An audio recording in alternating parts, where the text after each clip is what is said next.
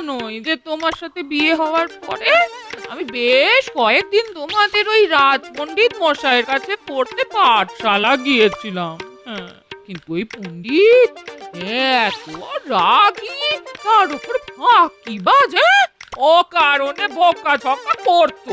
তাই দুদিন যাবার পর আর যাইনি। হ্যাঁ, তাই পড়াশোনাটা আর করা হয়নি গো।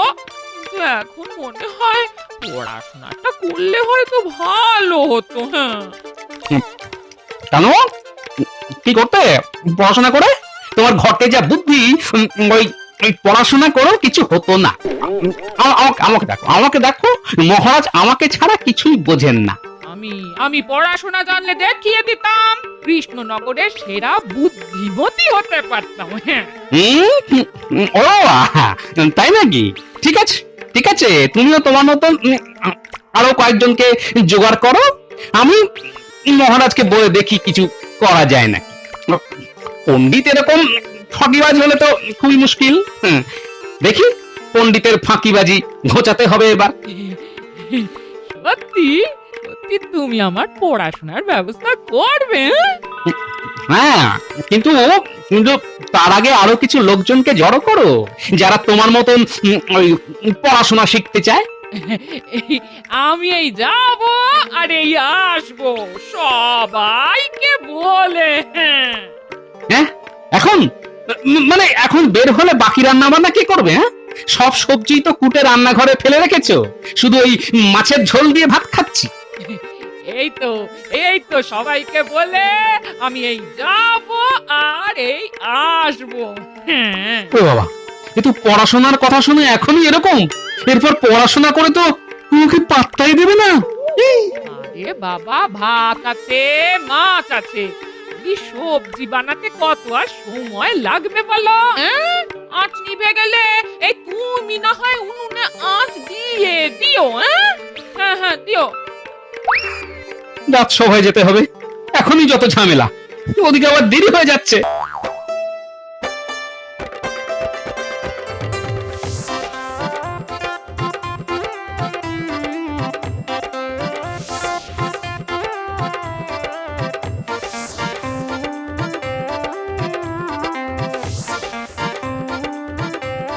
গোপাল দাদা, আমরা সবাই পড়াশোনা করতে চাই, নইলে সবাই আমাদের পথে ঘাটে ঠকিয়ে দেবে।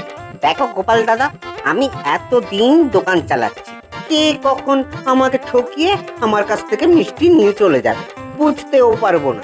তাই তাই আমিও পাঠশালায় পড়তে চাই। গোপাল দাদা, আমি তো অন্যের জমিতে চাষ করি, মালিক কখন আমাকে হিসেবে কম পয়সা দেয়, কখনো বেশি দেয়, বুঝতেই পারি না। আমি পড়তে চাই। বাহ, তুমি তো বেশ করিতকর্মা দেখছি, অনেককেই তো জোগাড় করে ফেলেছো। না তো কি, তোমার সাথে থেকে থেকে সঙ্গ দোষে আমি অনেক কিছুই শিখেছি। হ্যাঁ, এবারে পড়াশোনাটা করে আরো শিখবো। ঠিক আছে, আমি এক্ষুনি রাজসভায় যাচ্ছি, মহারাজকে গিয়ে বলছি যাতে উনি তোমাদের সকলের পড়াশোনার একটা ব্যবস্থা করে দেন। কি সবাই খুশি তো? খুব খুশি। মহারাজ, আজকে কিন্তু একটা বিহিত করতেই হবে। সবার জন্য এক আইন হওয়া দরকার। গোপাল রোজ রোজ দেরি করে আসবে আর আপনি কিছু বলবেন না, এটা চলতে পারে না। হ্যাঁ মহারাজ, গ্রহের চাকা ঘুরছে কিন্তু গোপালের পা যেন রাজসভার দিকে আসতেই চায় না। আর অপেক্ষা করতে হবে না, আমি চলে এসেছি, আপনাদের অপেক্ষার অবসান। না না না না গোপাল, এটা কিন্তু একেবারে উচিত নয়। তুমি রোজ রোজ দেরি করে রাজসভায় ঢুকছো, সবাই তোমার নামে নিন্দে করছে, ছিছি করছে। মহারাজ, গোপালের পায়ে বেড়ি লাগিয়ে দিন না, রাজসভা থেকে যেতেও পারবে না, দেরি করে আসতেও পারবে না। রোজ রোজ গোপাল করে রাজসভায় আসতে দেরি, তাই এবার পড়ানো উচিত গোপালের পায়ে বেড়ি। অত হাসার মতন কিছু হয়নি মহারাজ, আমি একটা প্রস্তাব নিয়ে এসেছি। একটা ছোটখাটো বৈঠক সেরে তারপরে রাজসভায় এলাম মহারাজ। বৈঠক? কিসের বৈঠক? আমাদের বাড়িতে একটু আগে ওই পুটির বাবা, মা, ভোলা অনেকে এসেছিল মহারাজ। আমার গিন্নি পড়াশোনা করতে চায়, শিখতে চায়, আর তার সাথে ওরাও। বাহ বাহ বাহ, পড়তে চায় তো বেশ ভালো, তা পড়ুক না পড়ুক। তাই মহারাজ, আপনি যদি ওদের পড়াশোনার বন্দোবস্ত করে দেন তাহলে খুব ভালো হয়। বেশ বেশ, রাজপণ্ডিত বলুন মহারাজ। শোনো, রাজসভা শেষ হলে তুমি আমার ঘরে আসবে, তোমার সাথে এই বিষয়ে আমি আলোচনা করব। যথা আজ্ঞা মহারাজ। এমনিতেই কয়েকটা দামাল ছেলে মেয়েকে সামলাতে আমি পাগল হয়ে যাচ্ছি, তার উপর আবার নতুন ঝামেলা। মহারাজ, সব কিছুই তো হলো, কিন্তু গোপালের শাস্তির ব্যাপারটা। রাখো তো তোমার শাস্তি। গোপাল এত ভালো একটা প্রস্তাব নিয়ে এসেছে, এখন এটা নিয়ে ভাবো। বাবা রে বাবা, তোল্লাই দিয়ে দিয়ে মহারাজ গোপালকে একবারে তাল গাছে তুলে দিয়েছে। তাহলে আজকে রাজসভা এখানেই সমাপ্ত হলো। পণ্ডিত, তোমার তো আবার এখন পাঠশালায় যেতে হবে। হ্যাঁ মহারাজ। হ্যাঁ, তাহলে তুমি বরং পাঠশালাতেই যাও।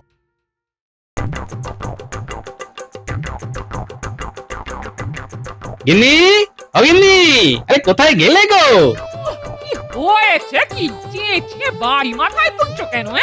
আর কোনো চিন্তা নেই গিন্নি, মহারাজ রাজি হয়ে গেছেন। আজকেই পণ্ডিত মশাইকে ডেকে পাঠাচ্ছেন রাজবাড়িতে। তারপর তোমাদের সকলের পড়াশোনার ব্যাপারটা নিয়ে পাকা কথা হয়ে যাবে। বাহ, বেশ বেশ। বুঝলে গিন্নি, বেশ গরম পড়েছে। এইটুকু রাস্তা আসতেই টাকটা একেবারে ফেটে যাওয়ার জোগাড়। ঠিক আছে, তাহলে আর কাজ করো দেখি। বাজার থেকে টুপ করে গোটা চারে পাতিলে বুনিয়ে এসো, এই তোমার জন্য শরবত করে দেবো। না না না না না, এই তো রোদ থেকে এলাম, আবার রোদের মধ্যে বাজারে যেতে পারবো না গিন্নি। তোমার ওই সাধের ছাতাটা নিয়ে যাও। ছাতা কিসের জন্য আছে? বিশ্রাম করার জন্য। উফ, বাপ রে বাপ, তোমার সাথে কথাই আমি পারবো না। যাচ্ছি যাচ্ছি।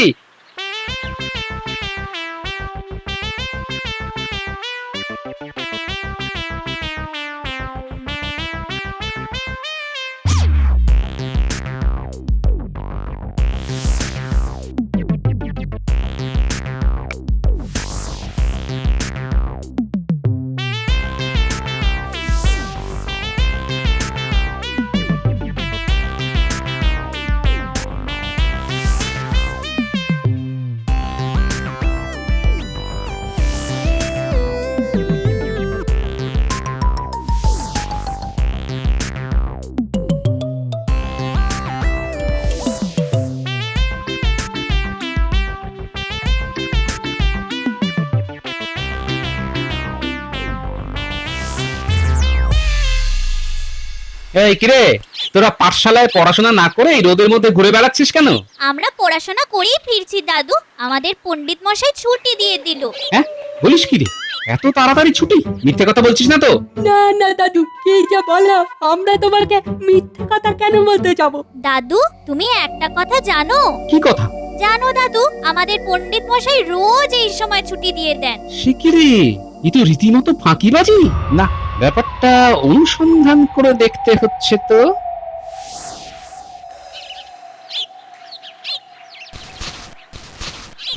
গিন্নি, গিন্নি, এত চেঁচাচ্ছ কেন? পুরো কৃষ্ণনগরে সবাই তোমার হাঁক ডাক শুনতে পাবে। এই নাও বাজারের থলেটা ধরো, আর যা খবর নিয়ে এসেছি না। কি খবর গো? বলো বলো বলো, শুনি শুনি। মহারাজ রাজি হয়েছেন, পণ্ডিত মশাইয়ের সাথে আলোচনা করবেন তোমাদের পড়াশোনা করার ব্যাপারটা নিয়ে। ও, কি মজা! এরপর তাহলে আমাকেও কেউ আর ঠকাতে পারবে না। আমিও লেখাপড়া করে তোমাদের মতো বুদ্ধিমান হব। হুম, ওটা বুদ্ধিমতী হবে। ও ও, যাই হোক, হব তো। ঠিক আছে, তাড়াতাড়ি খেতে দাও তো। আমাকে একটা ব্যাপার খেয়াল রাখতে হবে, বুঝলে? কি ব্যাপার? দেখো, একটা সময় তুমি এই পণ্ডিতের রাগ আর ফাঁকিবাজির জন্য পড়াশোনা করতে পারোনি। এখন যেন তোমাদের পড়াশোনায় কোনো ঘাটতি না হয়, সেটা দেখতে হবে তো। ও, তাই বলো? ও গিন্নি, খুব খিদে পেয়ে গেছে গো, এখন একটু খেতে দাও দেখি। ও হ্যাঁ হ্যাঁ হ্যাঁ, দিচ্ছি দিচ্ছি দিচ্ছি। হ্যাঁ হ্যাঁ, বসো বসো, আমি দিচ্ছি।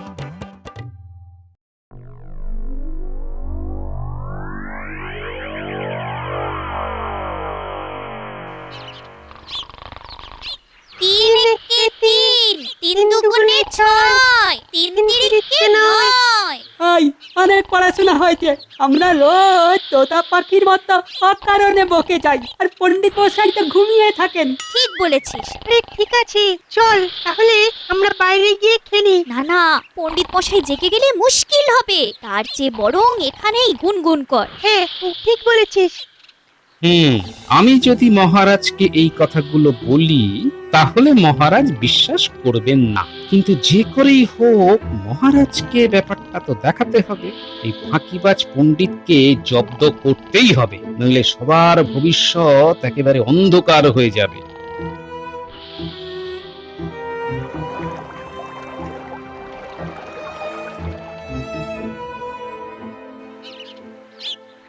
আরে গোপালজি, বলো বলো বলো। মহারাজ, একটা কথা বলতে এলাম।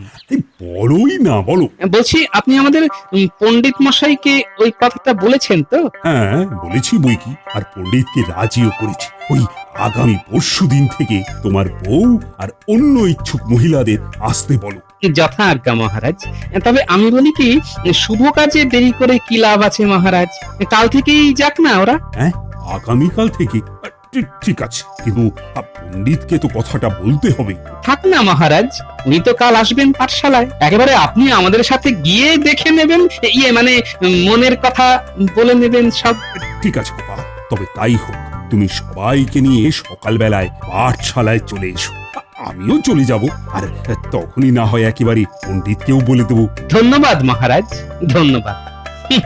পণ্ডিত মশাই, এবার তো খেলা শুরু হলো, আপনার ফাঁকিবাজি এবার একেবারে ঘুঁচে যাবে।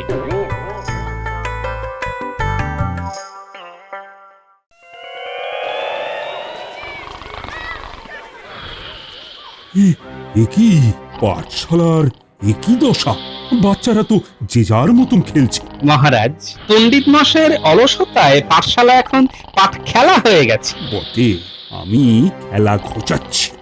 পণ্ডিত, পণ্ডিত, ওঠো, ওঠো বলছি। মা গো, এই দিনে দুপুরে পণ্ডিত মশাই কেমন নাক ডাকছে, হ্যাঁ? বাবা গো বাবা, হ্যাঁ? মহারাজ, পণ্ডিত মশাইকে ডাকার ব্যবস্থা আমরা করছি। হ্যাঁ, তাই কর, আমিও কিছু সাহায্য করছি। এবার পণ্ডিত বুঝবে খেলা।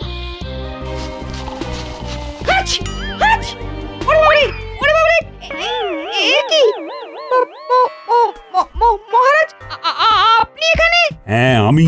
দেখলেন মহারাজ, এই কারণে আমি পণ্ডিত মশাইকে আগে থেকে জানিয়ে আসতে বারণ করেছিলাম। ঠিকই করেছ গোপাল, নইলে পণ্ডিতের এই ফাঁকিবাজি আমি চাক্ষুষ দেখতে পেতাম না। একে বা সরিয়ে মনে হচ্ছে নতুন পণ্ডিত আনতে হবে।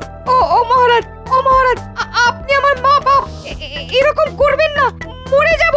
শোনো, তুমি অনেক দিন ধরেই ফাঁকিবাজি করছো, মাঝে মাঝে আমার কানেও আসে, কিন্তু আমি অত গায়ে মাখিনি। এবার যখন মহারাজ একেবারে বুঝেই গেলেন, তখন পণ্ডিতকে উপযুক্ত শাস্তিটা দিয়েই দিন।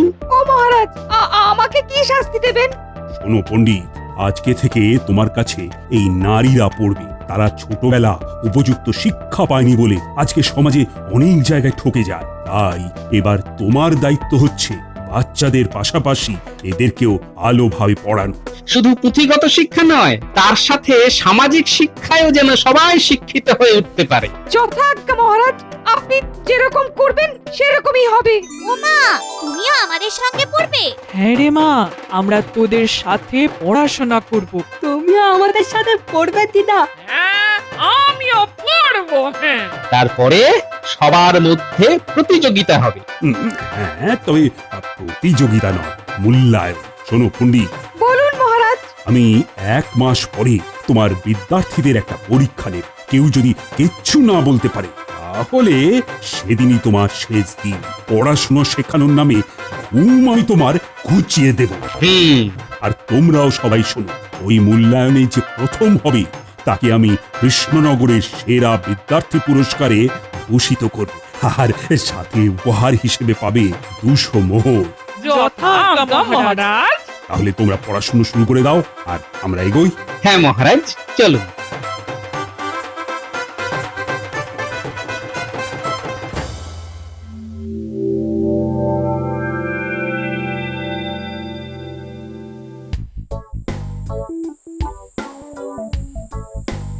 বুঝলে, এবার আমাদের একটা পাকা বাড়ি করা উচিত। হ্যাঁ, ওরে বাবা, পাকা বাড়ি? সে তো অনেক খরচ গো গিন্নি।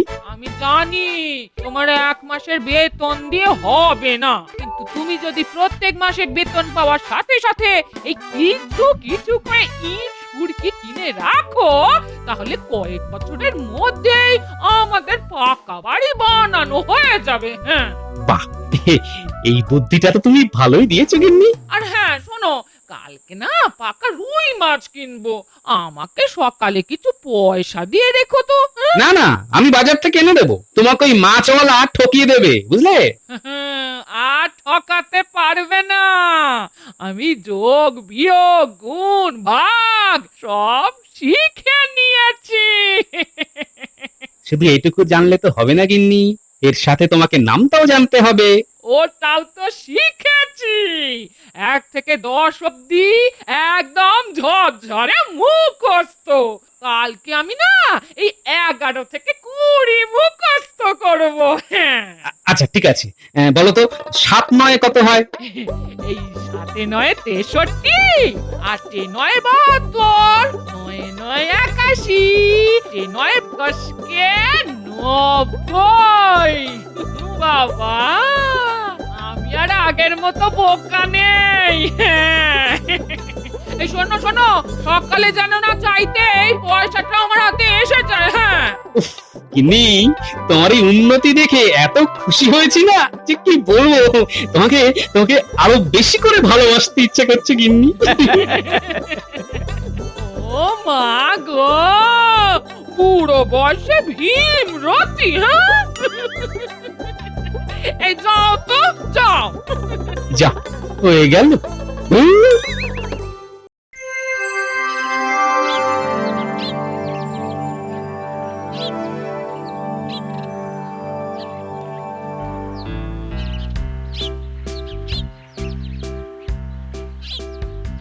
আজ আমার শিক্ষার 1 মাস হয়েছে। আজকে তাই মহারাজ সকলের একটা মৌখিক পরীক্ষা নেবেন। এবার আমি দেখতে চাই পণ্ডিত তোমাদের মনোযোগ দিয়ে পড়িয়েছে না আগের মতোই ফাঁকিবাজি করেছে। মহারাজ, আমি আমার বিদ্যার্থীদের এমন ভাবে তৈরি করেছি সবাই এখন খুব বুদ্ধিমান ও বুদ্ধিমতী। আপনি পরীক্ষা করে দেখুন। আমাদের এই কৃষ্ণনগরের সবচেয়ে বুদ্ধিমান লোক হলো গোপাল, তাই গোপালই প্রশ্ন করো। আমিও মাঝে মাঝে প্রশ্ন করব। হ্যাঁ, সে কি আমি? হ্যাঁ তুমি। আচ্ছা ঠিক আছে ঠিক আছে। আচ্ছা বলতো গুলটে, একটা গাছের ডালে 2টো পাখি ছিল, আরো 5টা পাখি এসে বসলো, এখন ওই গাছে মোট কটা পাখি আছে? খুব সোজা, 2 যোগ 5, মোট 7টা পাখি আছে। সঠিক উত্তর। আচ্ছা এবার ভোলা বলো তো, ওই ডালে 7টা পাখির মধ্যে একটা পাখিকে উদ্দেশ্য করে একটা বাঁদর একটা আম ছুঁড়ে মারলে গাছে কটা পাখি থাকবে? খুব সোজা, 6টা পাখি থাকবে। ভুল হয়ে গেল। মহারাজ, আমি বলবো। হ্যাঁ বলো বলো। ওই গাছে একটাও পাখি থাকবে না, কারণ ভয়ে সব পাখি উড়ে যাবে। সাবাস সাবাস, বেশ বুদ্ধির সাথে উত্তর দিয়েছো। আচ্ছা এবার বলো তো, একটা চৌবাচ্চায় 10টা মাছ ছিল, তার মধ্যে 3টে মাছ মরে গেলে কটা মাছ থাকবে? এই 10টাই থাকবে, কারণ মরা হলেও মাছ তো। অসাধারণ অসাধারণ। বাহ, ভালো উত্তর দিচ্ছ তো। আর তুই বলতো, সূর্য আর পৃথিবীর মধ্যে কে কার চারদিকে ঘোরে? পৃথিবী সূর্যের চারিদিকে ঘোরে। কোন দিক থেকে কোন দিকে ঘোরে? কোন দিকে ঘোরে তো জানি না। পশ্চিম থেকে পূর্ব দিকে ঘোরে। হ্যাঁ, বাহ বাহ বাহ, চমৎকার চমৎকার, অসাধারণ। বাবা, দিদি তুমি তো সব টপ উত্তর দিচ্ছ। হিংসে করো না, হিংসে করো না, তোমার হিংসে আমার আশীর্বাদ। আচ্ছা হিংসার আরেক মানে তো ঈর্ষা, এই ঈর্ষার বানান বলো তো পুঁটির মা। হস্যই দন্ত স রেফ আকার। হ্যাঁ, আরে না না, ওটা দীর্ঘই আর মূর্ধন্য স রে আকার হবে। হ্যাঁ, একদম ঠিক। গোপাল বউ দুরন্ত জবাব দিচ্ছে। আচ্ছা এবার পুঁটির বাবা বলো তো, জলের অপর নাম কি? জলের অপর নাম জীবন। সঠিক উত্তর।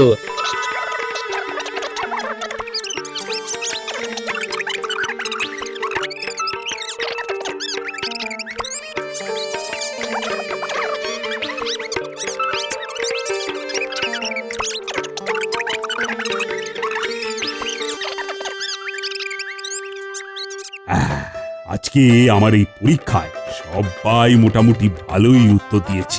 এর থেকে প্রমাণিত হচ্ছে আমাদের পণ্ডিত আর আগের মতো ফাঁকিবাজি করেননি। আর হ্যাঁ, আমার গোপালের সমস্ত প্রশ্নের উত্তরের মধ্যে গোপাল বই সব থেকে বেশি উত্তর দিয়েছে। তাই গোপাল বউকেই আমি বিজয়ী ঘোষণা করছি। সাবাস গিন্নি, সাবাস।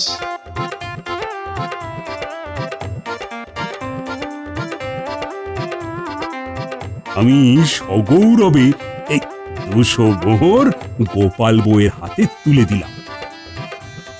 গোপাল রাজসভায় উপহার পাচ্ছে আর গোপাল গিন্নি পাঠশালায়। জয় পরাজয় তো থাকবেই। তোমরা সকলে মন দিয়ে পড়াশুনো করে আমাদের রাজ্যকে শিক্ষিত রাজ্য হিসেবে গড়ে তোলো। নিশ্চয়ই মহারাজ। গোপাল বউ অবশেষে সেরা বুদ্ধিমতী কৃষ্ণনগরের। কৃষ্ণনগরের সেরা বুদ্ধিমান ও সেরা বুদ্ধিমতী এখন এক বাড়ি থেকেই বিরাজ করবে।